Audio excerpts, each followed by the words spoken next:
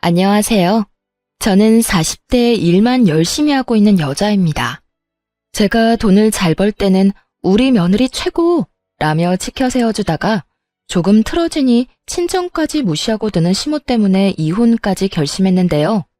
그래서 모종의 사건이 터지기 전까지 나름 결혼 잘했다고 착각까지 했던 저였거든요. 하지만 잘해주는 이유가 오로지 돈 때문이었으니 이 결혼 생활에 큰 회의감을 느끼기도 했죠. 그리고 맡은 일도 제대로 하지 못하는 남편놈에게도 질렸었고요. 도대체 어떤 사연이길래 이혼까지 하게 되었는지 지금부터 시작해 보겠습니다. 끝까지 함께 해주세요. 저와 남편은 결혼한 지 4년 된 부부였고 맞벌이를 하고 있었어요. 남편은 회사원이었고 저는 7년째 운영하는 사업체가 있었죠. 결혼을 하기 전부터 운영하던 사업은 어느 정도 자리를 잡은 상태였기에 고정적인 매출이 있는 상태였고 벌이가 좋은 달엔 남편의 월급 3배를 넘기는 달도 있었어요. 남편은 이런 사실을 시댁에서도 떠들고 다녔고 그 덕에 시모 역시 제가 남편보다 벌이가 좋다는 것을 알게 되었죠. 엄마, 이 사람 이번 달 매출 내 월급 3배 가까이 된다? 정말 대단하지 않아? 얼마나 열심히 하는지 몰라. 내가 정말 배울 점이 많다니까. 그 정도 자리 잡았으면 나태해질 법도 한데 매일 5시 전에는 꼭 일어나서 이것저것 자료 조사하고 하루 일정 체크하고 하여튼 대단해. 3배? 그 정도로 차이가 난단 말이야? 우리 며느리가 대단하네. 여자가 사업하는 것도 대단한데 그 정도로 능력이 좋았단 말이야? 엄마가 몰라봤네. 아니에요, 어머님. 늘 이 정도 매출이 나오는 건 아니고요. 간혹 유난히 매출이 좋은 달에만 이래요. 겸손하기는 다 우리 며느리가 부지런해서 사람들이 알아봐주는 거야. 어찌됐든 우리 아들이 여자 하나는 잘 골라왔어. 이런 능력이 있는 사람이 내 며느리가 되고 말이야. 이렇듯 늘 저에게 좋은 말, 존중해주는 태도로 대해주었고 저 역시 시모에게 잘하려고 애썼어요. 잠잘 시간도 부족한 와중에도 시댁 행사는 단 한 번도 늦거나 빠진 적이 없었고 전화통화도 자주 하려고 노력했죠.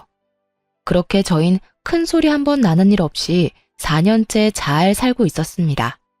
평화로운 나날에도 걱정스러운 점이 없었던 건 아니었어요. 저의 걱정은 바로 자녀 계획이었는데요.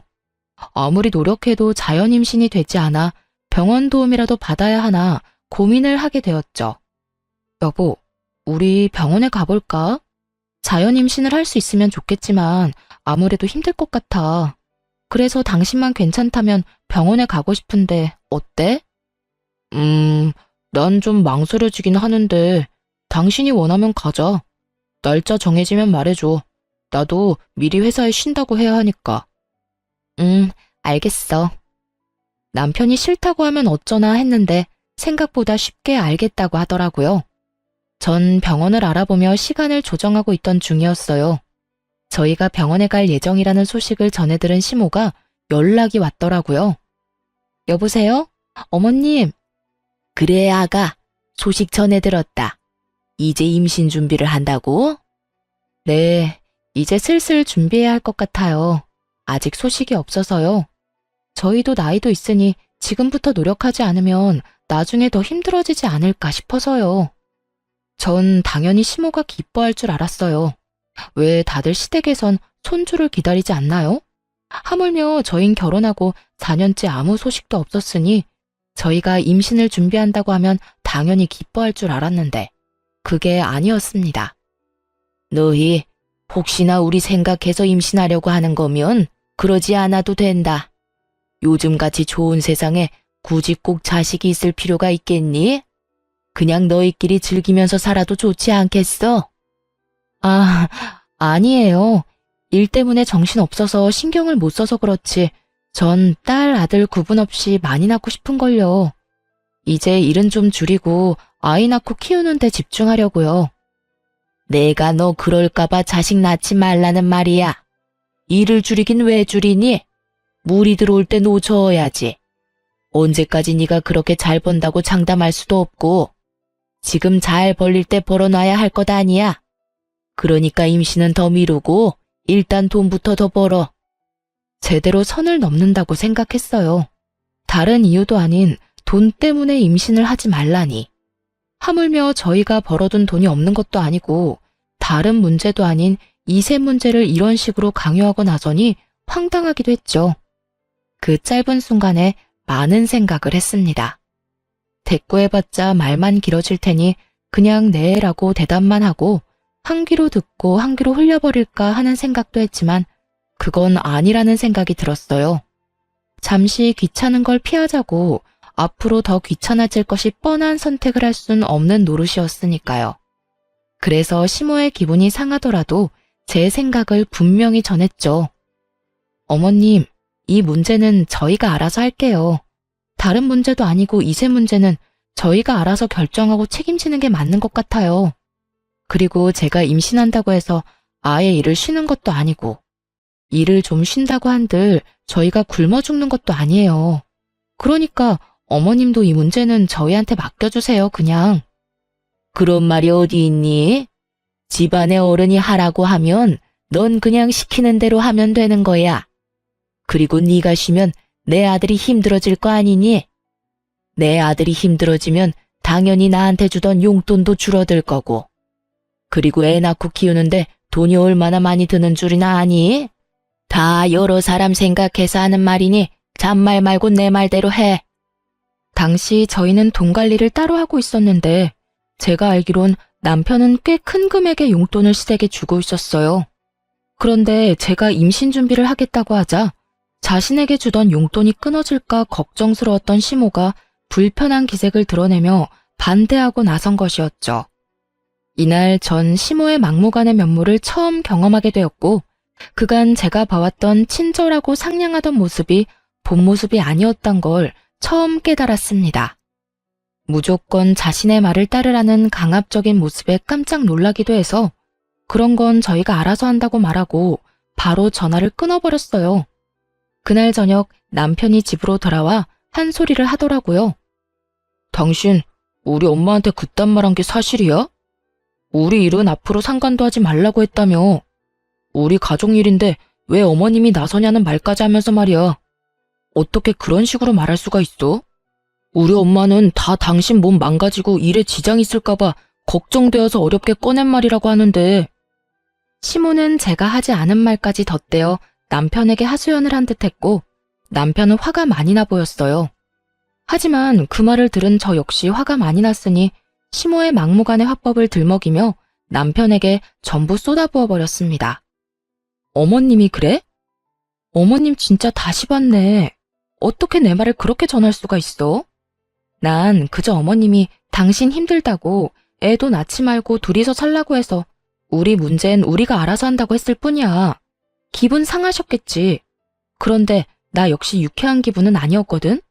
어떻게 임신 준비한다는 며느리한테 임신이고 뭐고 돈이나 벌라고 말할 수 있어? 내가 무슨 돈 벌어오는 기계야? 아니잖아. 나도 당신 닮은 내 자식 낳아서 키우고 싶어. 그러면서 나도 행복하게 잘 살고 싶다고. 우리가 돈이 없는 것도 아니고 벌어둔 돈도 있고 내가 못 벌면 당신이 벌 수도 있는 거 아니야? 왜 어머님은 내가 안 벌면 우리가 당장 망할 것처럼 말씀하시는데. 그리고 뭐? 본인 용돈 끊기는 꼴은 절대로 못 본다고? 우리가 어머님 용돈 드리려고 이세 계획도 못 세우는 거야? 그런 말이 아니잖아. 엄마는 그저 우리 걱정돼서 그런 거야. 그걸 당신이 그런 식으로 받아들인 거고. 그런 식으로 받아들인 게 아니라 그런 식으로 어머님이 말한 거야. 어머님이 어떤 식으로 당신한테 나를 모함했는지는 모르겠는데 내 말에 거짓은 조금도 없으니까 믿기 싫으면 믿지 마. 나는 내 말은 듣지도 믿지도 않는 사람한테 이렇다 저렇다 설득하고 싶지도 않으니까. 그게 아니잖아. 내가 당신 말을 못 믿는다는 게 아니야. 그냥 나는 우리 엄마가 그런 말까지 들었다는 게 서운하고 속상했다는 말을 하는 거야. 그러니까 내가 당신을 못 믿는다고 생각하지 말아줘. 당신이 기분 나빴다면 내가 사과할게. 내 입장에선 충분히 그렇게 말할 수밖에 없었어. 어머님이 나한테 그런 식으로 말하는데 내가 무슨 말을 할 수가 있었겠어? 알겠네요. 어머님 말씀대로 아기는 생각지도 않고 평생 돈만 벌면서 살겠습니다. 이렇게 말할 순 없잖아. 그래서 난 우리 문제는 우리가 알아서 하겠다고 한 것뿐이야. 당신이 속상했다고 하면 나도 미안한데 이세 문제에 어머님이 간섭하는 일은 없었으면 해. 알겠어. 충분히 이해했고, 이해도 하는데, 일단 엄마 기분이 많이 상했고, 나도 이런 기분에서 임신 준비하는 건 아닌 것 같아. 당신도 그런 상태에서 임신 준비하고 싶진 않을 거 아니야. 일단 좀 미루자. 적당한 때가 있겠지. 언성까지 높이며 대화를 나눈 결과 말도 안 되는 오해가 풀리기는 했지만 남편은 시모에게 단단히 교육을 받았는지 임신 준비는 미루자고 하더라고요. 저 역시 그런 두 사람의 모습을 보고 있으니 이세 욕심이 전부 사라지고 오히려 잘 됐다는 생각마저 들었어요. 이렇게 반대하는 환경에서 덜컥 임신이라도 하는 날엔 그 나날들이 얼마나 고단할지 굳이 길게 생각해보지 않아도 뻔했으니까요. 이세 문제는 일단락되었고 저는 다시 일을 하며 지내고 있었어요. 그런데 남편이 갑자기 말도 안 되는 통보를 해오더라고요. 여보, 나 회사 그만뒀어. 뭐? 이미 그만뒀다고? 그걸 왜 이제 말해? 왜? 회사에서 무슨 일 있었어? 아니, 그냥 문득 내가 회사에서 도대체 뭘 하고 있나 싶더라고. 지겹기도 하고 꿈도 미래도 없다는 생각도 들고 말이야. 철이 없어도 어쩌면 이렇게도 없나 싶었어요. 생각이 없어 보이기도 했고요. 어떻게 그런 말도 안 되는 이유로 상의도 없이 회사를 덜컥 그만둘 수가 있는지 그 책임감이라곤 없는 행동에 기가 차서 헛웃음이 다 나더라고요. 아니, 그게 회사를 그만둘 이유가 된다고 생각해? 그리고 그렇게 큰일은 나한테 상의 정도는 했어야지. 혼자 다 결정하고 다 저지르고 나한테 통보하듯이 말하면 난 어떻게 받아들여야 해? 그 점은 미안하게 생각해. 그런데 마음먹었을 때 저지르지 않으면 또 흐지부지 그렇게 의미 없이 살 것 같아서 그랬어. 다 됐고. 그래서 앞으로 어떻게 하고 싶은데 생각이 있으니까 회사까지 그만뒀을 거 아니야. 이왕 저질러버린 일 주워 담을 수도 없는 노릇이고 이제부터가 더 중요하다는 생각이 들었어요. 그래서 남편의 계획을 물어봤고 제 눈치를 보던 남편의 입에서 생각지도 못한 말이 흘러나오더라고요. 그게 당신 회사 체인점 있잖아. 그거 하나 운영해보려고. 가게 자리도 다 알아봤고 당신이 승인만 해주면 다 끝나. 뭐라고? 체인점? 당신은 장사가 쉬운 줄 알아? 절대 아니야. 물론 당신은 내가 도와줄 거니까 다른 사장님들보단 수월하게 시작할 순 있겠지. 그런데 시작한다고 다 잘 되는 거 아니야. 사장님들 새벽에 일어나서 새벽에 집에 들어가셔. 그만큼 노력해도 잘 안 될 수도 있는 게 장사라고. 그것뿐인 줄 알아? 당신 하나 잘못하면 다른 사장님들도 싸잡아서 욕먹고 힘들어지는 게 우리 일이야. 그게 체인점이라고. 나도 알아. 나도 잘 알고 있다고. 나도 열심히 할 자신 있고 잘 해낼 자신 있으니까 이렇게까지 일을 벌이지 않았겠어? 당신은 응원은 못 해줄 마당에 꼭 이렇게까지 초를 쳐야겠어? 그리고 당신은 잘하는 사업 나는 왜 못하는데? 하물며 내가 당신처럼 본사 일을 하겠다는 것도 아니고 그깟 체인점 좀 내겠다는데 그것도 이렇게 미덥지 않아 할 만큼 당신한텐 내가 모자란 남자였어? 그런 말이 아니잖아. 당신 모자라고 부족하다는 말이 아니야. 그러면 됐네. 준비해야 하는 서류 빼먹지 않고 제출할 테니까 당신은 승인이나 해. 가게도 내가 알아서 얻고 다 할 테니까 당신은 상관하지 말라고. 어머님은 아셔? 당신 지금 이런 계획인 거 어머님은 아시냐고. 다른 것도 아닌 돈벌이에 대해서 그렇게 예민하게 굴던 시모이니 이 사태를 알면 모르긴 몰라도 저와 함께 반대해 줄 거라 믿었는데 참 제가 바보였더라고요. 오, 알아. 엄마가 먼저 가게 해볼 생각 없냐고 했거든? 우리 엄마가 당신도 하는데 나는 왜 못하냐고 하더라. 장사하다가 잘 된다 싶으면 독립해서 당신처럼 사업이나 크게 해보라고도 했고 말이야. 그제야 이 말도 안 되는 모든 상황이 그려지더군요. 시모는 저와 다툰 후 제가 돈 좀 번다고 생색이나 낸다고 생각했던 것이고 그렇게 분노에 휩싸인 시모는 자기 아들도 사업을 안 해봐서 그렇지 하기만 하면 대박이 날 거라 믿어 의심치 않았던 것입니다. 그래서 남편에게 운을 띄우게 되었고 남편은 혹해서 회사까지 그만둬 버렸던 것이었죠. 이미 말리기는 늦었고 저렇게까지 하겠다고 하는데 참 어쩔 도리가 없더라고요. 그래서 전 남편이 하고 싶은 대로 두기로 했고 결국 남편은 대출까지 내서 가게를 차리게 되었어요. 처음에는 남편의 가게도 꽤 잘 되는 듯 했어요. 남편과 시모는 저에게 의기양양한 모습을 보이며 건방을 떨었고 전 그런 모습을 보며 불안해지기 시작했죠. 속된 말로 개업발이라고 들어보셨죠? 왜 장사라는 게 그렇잖아요. 처음 가게 문을 열면 지인들도 많이 오고 행사도 많이 하니 궁금해서 오는 사람들도 있기도 하고요. 그래서 순간적으로 매출이 좋은 것처럼 보이지만 그 거품이 사라지고 나면 그때부터가 정말 시작인데 두 사람은 그런 사실을 전혀 모르는 눈치였어요. 이것 봐. 내가 잘 될 거라고 했지? 사람 바글바글한 거 좀 봐라. 그러니까 말이다. 넌 다 좋은데 네가 좀 번다고 네 남편을 너무 무시하는 경향이 있어. 두고 봐라. 내 아들이 네가 관리하는 체인점 중에 매출 1위 하는 거 시간 문제일 테니까. 저도 그랬으면 참 좋겠네요. 당신, 그런데 여기 지금 당신 지인밖에 안 보여. 당신이 계속 지인 장사만 할 것도 아니고 단골 손님도 만들어야 하고 신규 손님도 만들어야 하니까 제발 잘 좀 연구해봐. 아, 진짜. 나도 그 정도는 알아. 그러니까 당신은 그 입 좀 다물어. 자꾸 초치는 말만 하지 말란 말이야. 그 순간 그 어떤 말도 하고 싶지도 않더라고요. 걱정해서 우러나온 제 호의의 말을 그저 초친다고 치부하는 남편에게 더는 아무 말도 하지 않았고 남편의 가게는 저의 예상보다 더 빨리 하락세를 맞고 있었습니다. 그저 가게를 열기만 하면 돈을 쓸어 모을 것이라 믿어 의심치 않았던 남편의 안일한 운영에서 비롯된 당연하고도 참담한 결과였죠. 그런 와중에도 남편은 반성 따윈 하지 않고 지인들만 믿으며 여전히 가게를 방치하고 있더라고요. 심지어 어느 달부턴 납품한 물품 대금조차 지급하지 못하고 있었고요. 제 사비로 메꿔주는 것도 한두 번이지. 결국 이대로 안 되겠다고 생각하게 된 저는 결국 남편에게 입을 열었어요. 당신 가게 어쩔 거야? 가게 왜? 무슨 일 있어? 무슨 일이 없다고 생각하는 거야, 지금? 당신 적자도 그런 적자가 없는 심각한 상황이잖아. 물품 대금도 결제 못하면서 무슨 일 있냐고? 내가 내준 것만 해도 4번이야. 알고는 있어? 아, 알고 있어. 그까지 대금 얼마나 한다고 이래? 내가 다른 사람도 아니고 남편인데 그 정도는 당신이 감당해 줄 수 있는 거 아니야?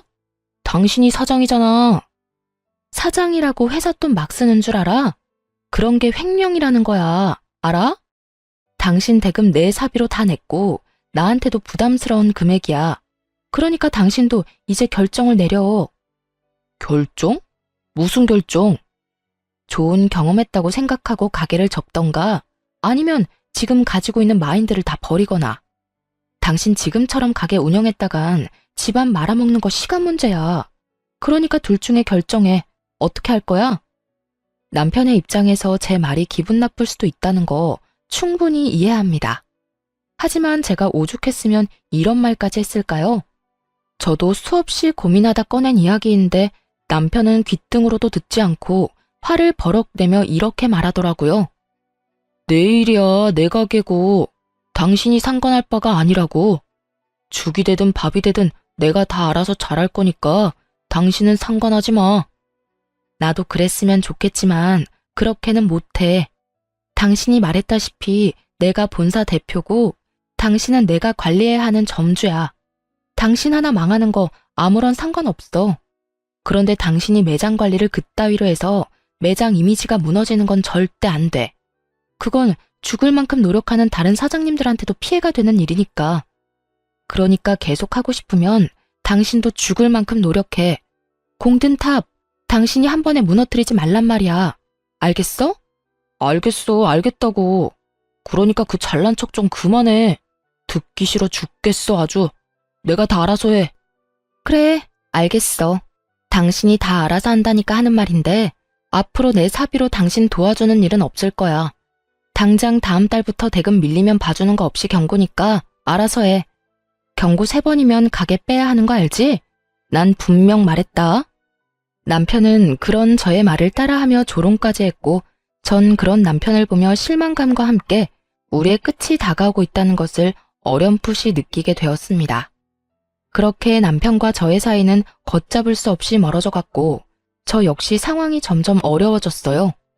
일은 일대로, 가정은 가정대로 힘이 드는 상태이니 제 사업에도 적신호가 들어오기 시작했어요. 적신호의 가장 큰 원인이 되었던 건 다름 아닌 남편의 매장이었는데, 매장 운영을 개판으로 하니 그 평판이 바닥에 떨어져 버린 것이었죠. 그 피해는 다른 매장까지 옮겨가게 되었고, 그 결과가 고스란히 회사 매출로 온 것이었죠. 결국 전 남편에게 전화를 걸어 화를 내게 되었고, 남편은 그제야 상황의 심각성을 받아들이는 듯 했어요. 당신, 진짜 이런 식으로 할 거면 간판 내려. 당신 때문에 지금 줄줄이 다 문 닫게 생겼다고. 거기엔 나도 포함이고. 그리고 메뉴 레시피를 당신 마음대로 바꾸면 어쩌자는 거야? 왜 당신 지점만 별점이 이렇게 낮냐고. 아니, 그리고 도대체 직원 교육을 어떻게 했길래 직원이 손님한테 인사도 안 하고 계산도 해주지 않는다는 말이 나와? 그것뿐인 줄 알아? 위생관리도 지적 나오고 있어. 테이블 끈적거리고 식기도 더럽다고 하는데 누가 그런 식당에 가고 싶겠어? 지금 난리가 났으니까 이딴 식으로 할 거면 간판 내리고 다른 일 해. 알겠어? 알겠어. 지금 바로 매장 가서 직원 교육할게. 아니, 지금 당신 매장에 없어? 이 난리통에 당신은 어디에 있는 건데? 이따위로 하려고 회사까지 그만두고 가게 연 거야? 도대체 당신은 무슨 생각을 가지고 사는 거야? 말했지. 당신 하나 망하는 건 아무 상관도 없다고. 빨리 이 사태 해결해. 나 진짜 가만 안 있어. 엄마랑 밥 먹는다고 잠시 나왔던 것뿐이야.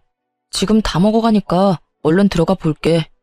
지금 본인 때문에 다른 사장님들은 피눈물을 흘리게 생겼는데 정작 당사자인 남편놈은 한가하게 외식이나 하고 있다는 말을 듣는데 정말 욕을 퍼부어주고 싶은 심정이었어요. 어쩌면 둘 다 책임감이라곤 찾아볼 수도 없을 뿐더러 생각조차 없어 보이는 남편놈을 보며 머리는 왜 달고 다니는 것인지 궁금해질 지경이었어요. 그 후 남편은 모든 제 말이 진심이라는 것을 그제야 깨달은 것인지 가게에 신경을 쓰는 듯 하더라고요. 남편 가게에서만 새어나오던 나쁜 소식들도 점점 줄어들기 시작했고, 전 그런 남편을 주시하며 바닥이 된 인식을 다시 끌어올리기 위해 노력하고 있었어요. 그것만 해도 정신없이 바쁜데 시모까지 나서기 시작하더군요. 남편이 생활이 힘들어지자 시모의 용돈을 주지 않고 있었는데 그 용돈을 저에게 요구하기 시작한 것이었죠. 예, 바쁘니? 아시다시피 정신없긴 하네요. 무슨 일 있으세요? 바쁘다고 하니 나도 본론만 하마. 나 용돈 좀 다오. 우리 아들이 늘 용돈을 줘서 생활이 가능했었는데 그 용돈이 끊기니 내가 생활이 안 되고 있어. 그러니 어쩌겠니? 너라도 줘야 하지 않겠어? 며느리도 자식이잖니. 지금 남편과 제가 어떤 상황인지 뻔히 다 아는 사람이 용돈이나 달라고 하고 있으니 정말 10원짜리 욕이 다 나올 지경이었어요. 어쩌면 사람이 저리도 뻔뻔하고 양심이 없을 수가 있는 것인지 어떤 면에선 참 대단하다 싶더라고요. 어머님, 저도 요즘 힘들어요. 그 일 때문에 다른 매장에도 피해가 이만저만이 아니었고 그 덕에 회사 전체 매출이 뚝 떨어졌다고요. 거기에다가 남편 가게 대금도 다 제가 메꾸느라 제 허리도 지금 부러질 지경이에요. 이런 제가 어머님 용돈까지 챙길 여유가 있다고 생각하세요? 저희도 지금 힘들어서 한동안은 어머님 챙길 여유가 못 되니 그렇게 아셨으면 좋겠네요. 뭐? 너 지금 말 다 했니? 너 계속 우리 아들 탓만 하는데 내가 이야기 다 들었어. 이거 왜 이래?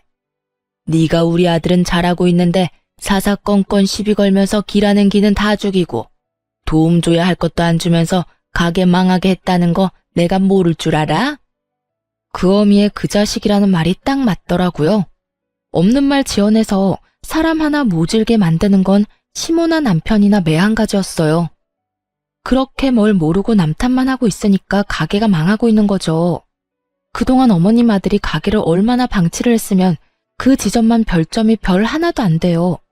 손님들이 뭐라는 줄 아세요? 지불한 돈이 아깝대요. 위생도 문제고 음식도 하나같이 맛없다는데 이게 다 남편이 재료 아끼고 멀쩡한 레시피도 자기 편한 대로 바꾸니까 생기는 일이죠.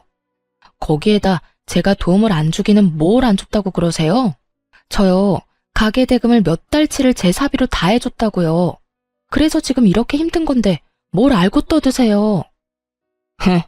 그러거나 말거나 그건 다 네 사정이니 난 모르겠고 다 네 잘못이라는 내 생각엔 변함이 없다. 어디 버릇없이 어른이 말하는데 꼬박꼬박 말댔구나 하고 말이야. 이렇게 기가 세니 내 아들이 하는 일이 다 망하는 거 아니겠어?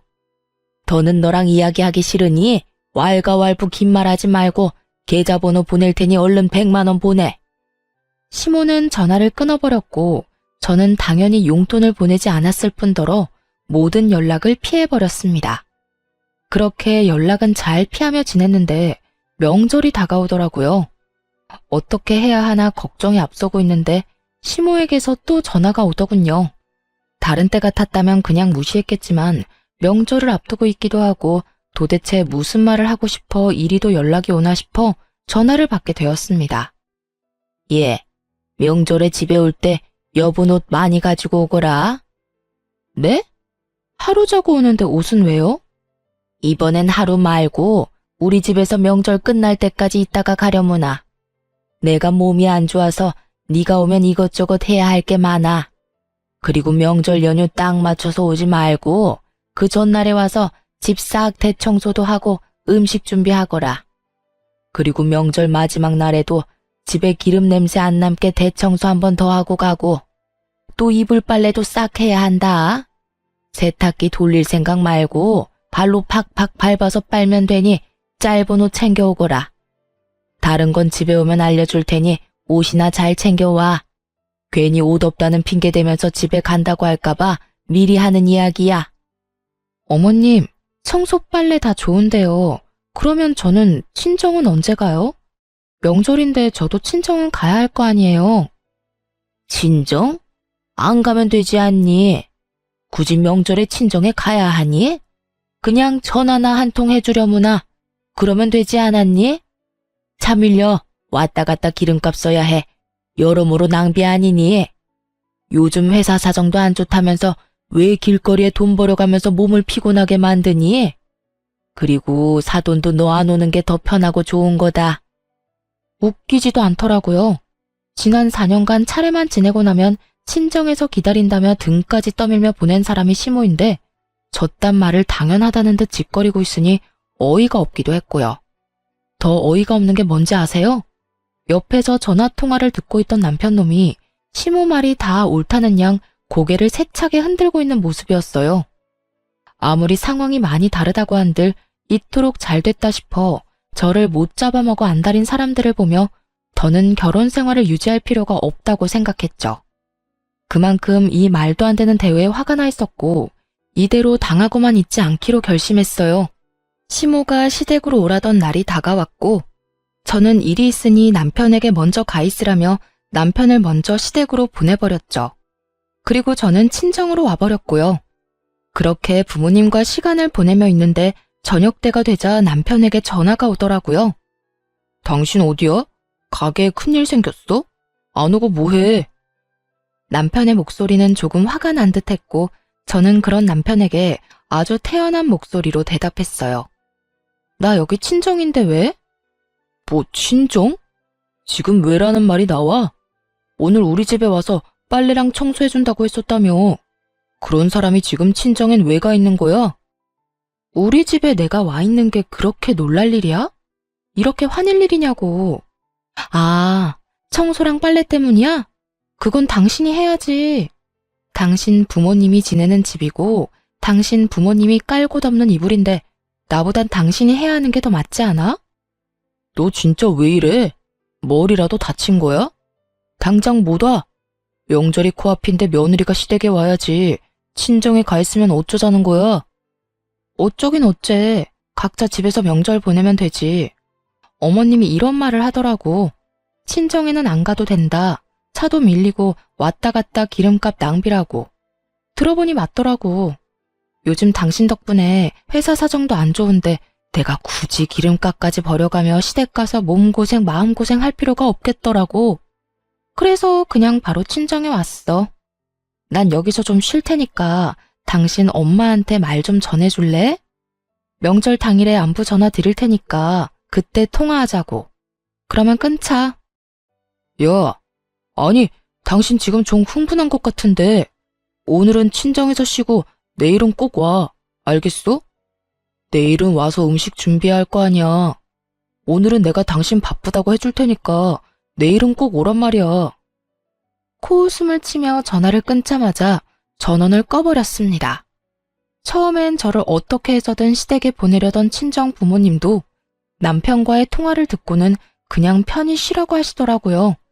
제가 간단히 자초지경을 설명하기도 했고요. 그렇게 오랜만에 부모님과 편안한 시간을 보냈어요. 다음 날이 되었고 점심시간이 지나자 애가 탄 남편이 친정으로 찾아왔더라고요. 무례하게 처가 식구들에게 인사도 하지 않은 채 그저 제 손을 막무가내로 잡아 끌며 똑같은 말만 반복하고 있었죠. 당신 진짜 왜 이래?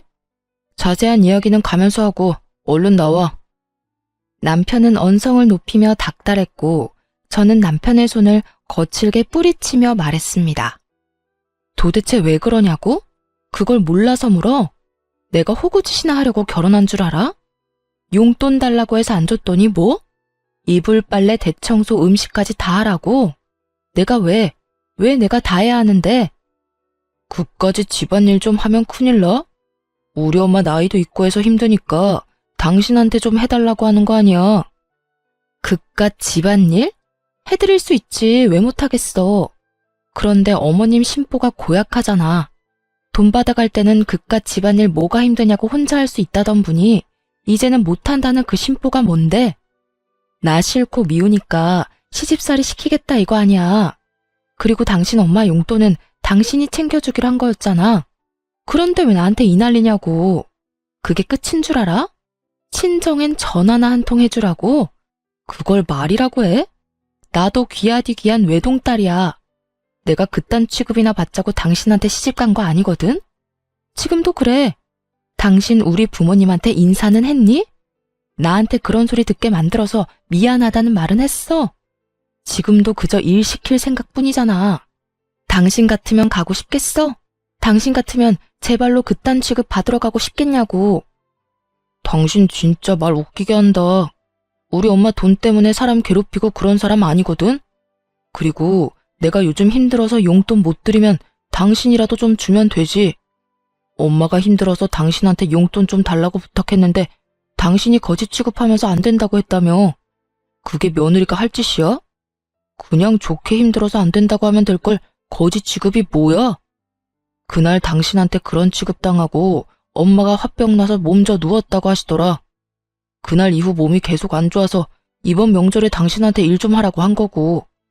이게 다 당신 때문인데 당신은 그 정도도 못해줘? 꼭 이렇게까지 굴어서 일을 키워야겠냐고. 끼고 있네.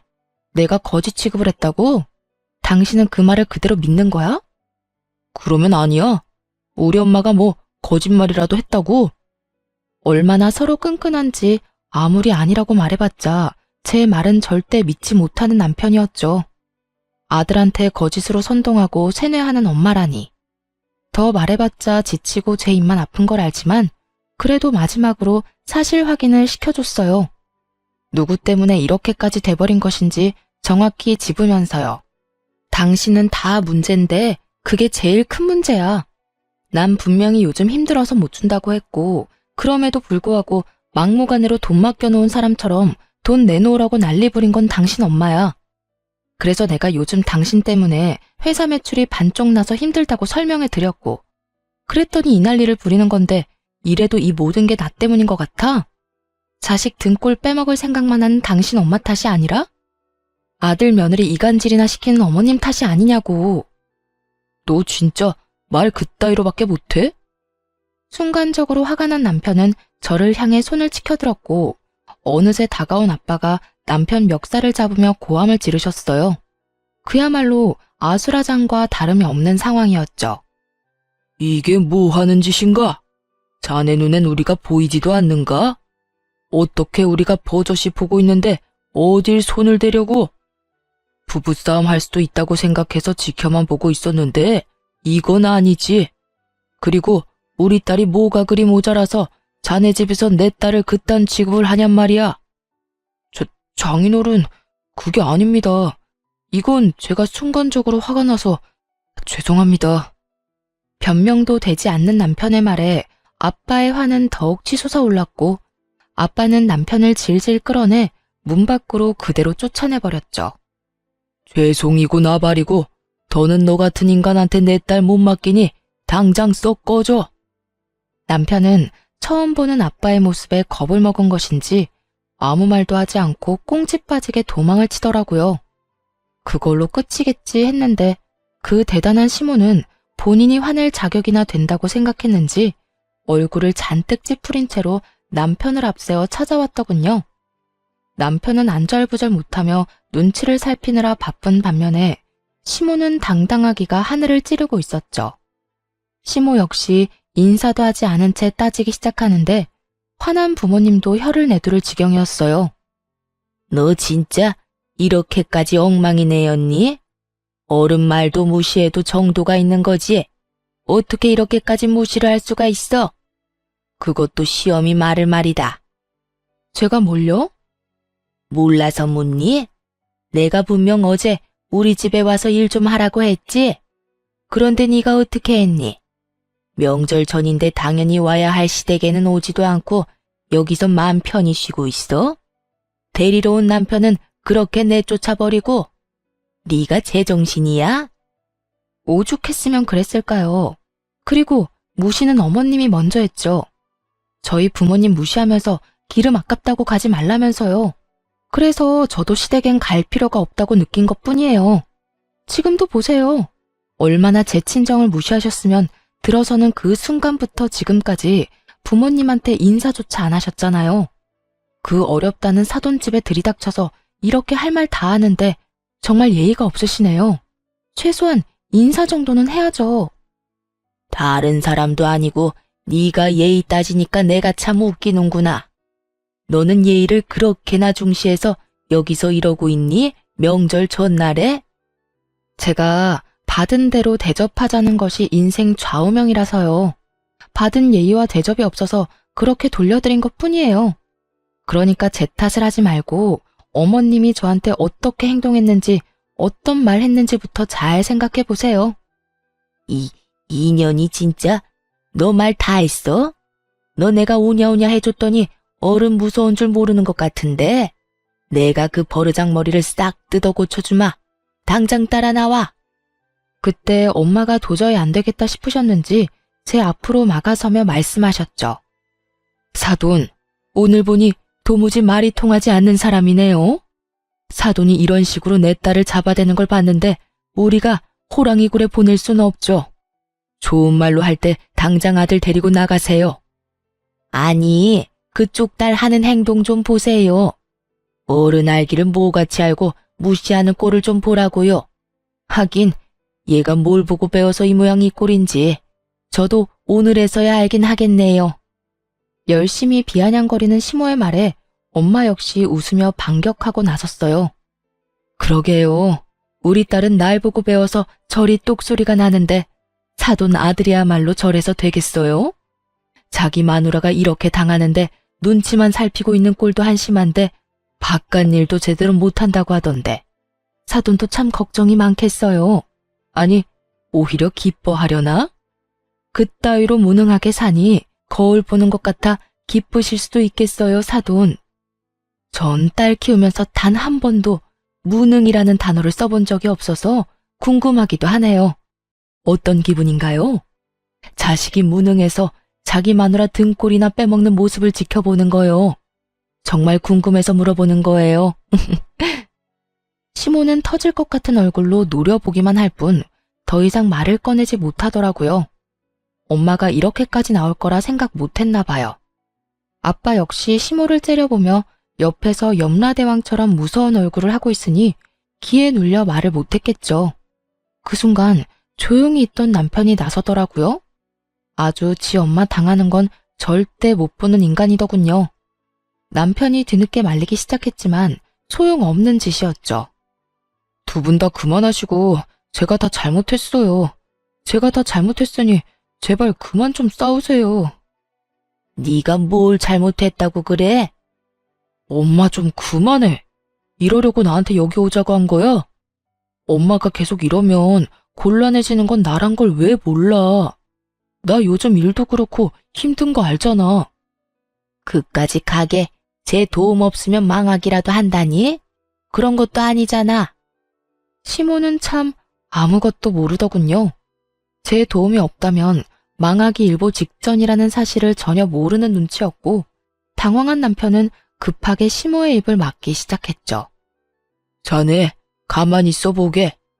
자네 엄마가 할 말이 많으신 듯한데 어디까지 하나 드러나 보세. 그리고 자네는 좀 이따가 나랑 이야기 좀 하고. 시모는 아빠의 말이 끝나자마자 손에 닿는 모든 물건을 내팽겨치며 난동을 부리더군요. 사돈한테 감히 네가 뭔데 내 아들한테 이래라 저래라 하냐면서요. 부모님이 욕을 한 것도 아니었고 나쁘게 이야기한 것도 아니었는데 갑자기 개거품을 물며 달려드니 대체 어느 부분에서 버튼이 눌렸는지 몰라서 황당했어요. 야, 니네가 뭔데 내 아들한테 명령질이야? 가만 보니 지금껏 쌍으로 내 아들 겁주고 괴롭혔지? 안 봐도 비디오지. 불쌍한 내 아들만 찍소리 못하고 당하고 살았겠지. 하여튼 인연이 문제야. 여자 하나 잘못 들어와 우리 아들 기나 꺾고 말이야. 아들, 당장 전현이랑 이혼해. 내가 너 가만 안 둬. 살다 이런 여자는 또 처음 보네. 어디 망상에 빠져 생사람 잡는 것도 모자라서 목소리는 왜 이렇게 큰지. 목소리만 크면 지가 이기는 건 줄 아나? 이 여자가 진짜 못하는 말이 없어. 이 여편네 기차 화통을 삶아 먹었나? 귀 꼬막 터지겠네. 내가 뭘 겁을 줘? 사위가 내 딸과 잘 지내질 못하니 부모로서 교육 좀 하려는 건데. 당신이 치마폭에 감싸는 모습을 보아하니 그쪽 아들이 왜 저렇게 컸는지 눈에 훤히 보이는군.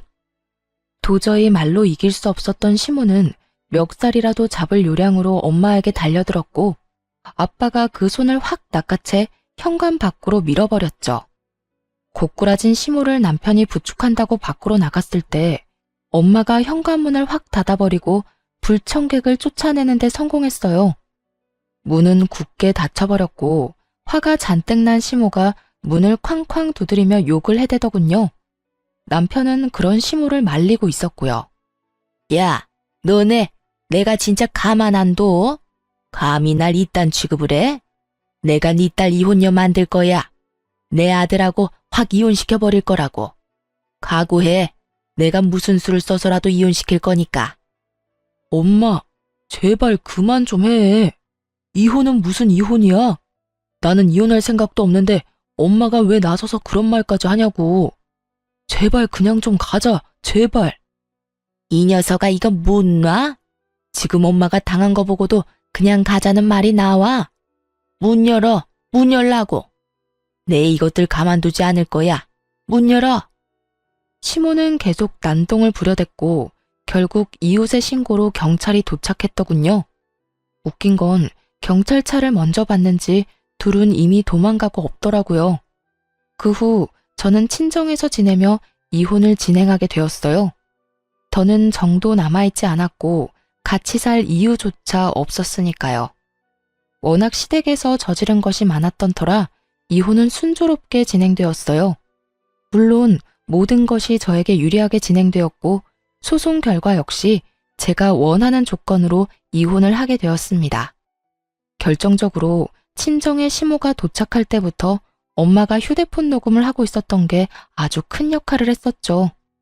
이혼 후 전 남편은 저의 도움이 모두 끊기자 한 달도 버티지 못하고 폭삭 망해 문을 닫게 되었어요.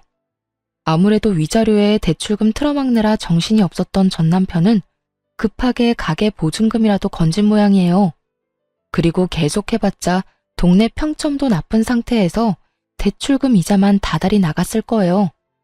최근에 그 지점 매니저였던 직원에게 들었는데 전 남편 결국 신용불량자가 돼서 일했다가 그만둔 직원들한테 찾아가 돈 빌리고 다닌다고 하더군요. 절대 빌려주지 말라고 말했더니 직원들도 딱히 도와주고 싶은 마음도 없었는지 한 명도 빌려주지 않았다고 해요. 평소에 얼마나 행실이 안 좋았으면 어려울 때 도와줄 사람 하나 없는 건지. 하긴 평소에 잘했으면 예전 회사 경력을 살려 다른 회사에 다시 취업이 될 수도 있었을 텐데 나이 많은 전 남편을 아무도 받아주질 않았던 모양이에요. 회사 입장에서도 차라리 신규 직원을 뽑으면 뽑았지 경력만 있고 그렇다 할 포트폴리오도 없는 무능력한 전 남편을 저 같아도 뽑지 않을 것 같긴 해요. 결국 경력만 믿고 호기롭게 그만뒀던 전 남편은 가게도 망하고 말 그대로 낙동강 오리알 신세가 되어버렸죠. 전 시무는 그런 아들 꼴을 지켜보며 정말 화병이 생겨 자리 깔고 몸져 누워버렸다는 소식도 들을 수 있었고요. 저는 여전히 회사를 운영하며 잘 지내고 있습니다. 전 남편이 실추시킨 프랜차이즈 이미지를 다시 제자리로 돌려놓느라 많은 시간과 노력이 필요했지만 새로운 메뉴 출시와 파격적인 이벤트로 매출을 올리는 데 성공했죠. 다시 제자리를 잡아가고 있어요. 오늘 이 사연을 마지막으로 과거는 잊고 새로운 마음가짐으로 살아보려고 해요. 앞으로 행복하게 잘 살 수 있도록 더 열심히 살아가 보려고요. 다들 응원해 주실 거죠? 그러면 저는 물러가 보겠습니다. 지금까지 저의 긴 사연 함께 해주셔서 감사합니다. 행복하세요.